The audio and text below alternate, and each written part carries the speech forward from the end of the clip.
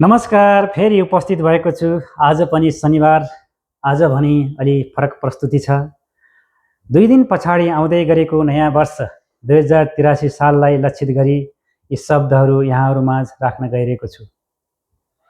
वसन्त ऋतुको आगमन सँगसँगै हरियाली र भरियालीले भरिँदै नयाँ पालुवाका साथ भित्रिँदै गरेको नयाँ वर्ष 2083 सालको पावन अवसरमा स्वदेश तथा विदेशमा रहनुहुने सम्पूर्ण महानुभावहरूमा सुस्वास्थ्य एवं दीर्घ आयुको शुभकामना र यहाँहरूका मनोकांक्षाहरू पूरा हुन्।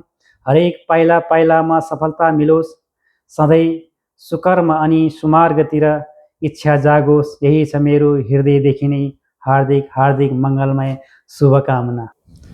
देशमा सुशासन आओस्, विकासको तीव्र गतिले छाओस्, नयाँ दलको नयाँ सरकारले विकासमा उत्साह ल्याओस्, सम्पूर्ण देशवासीहरूमा सुख शान्ति समृद्धि र हर्ष उल्लास अनि खुसी तुल्याओस् भन्दै यो छोटो कोसेली कविता प्रस्तुत गर्नलाई अनुमति चाहन्छु है त।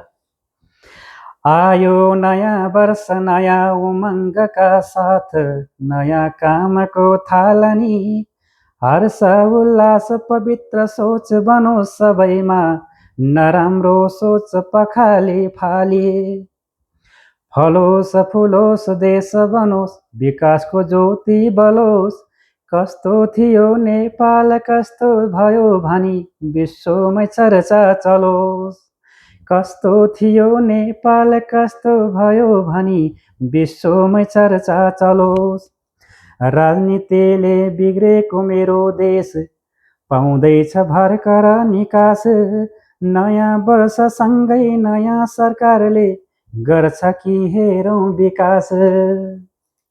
भ्रष्टाचार मात्र जोगाउन सके देशले नै फड्को मार्नेछ, देशमा विकास भयो भने त गरिबका समस्या टर्नेछ।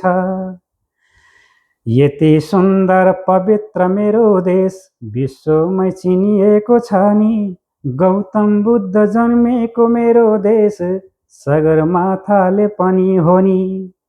छाओस् खुसियाली सबैमा, नयाँ सोच नयाँ भावना, 2083 को सबैमा हार्दिक मङ्गलमय शुभकामना। नयाँ वर्ष 2083 को मङ्गलमय शुभकामना, सबैमा मङ्गलमय शुभकामना। धन्यवाद।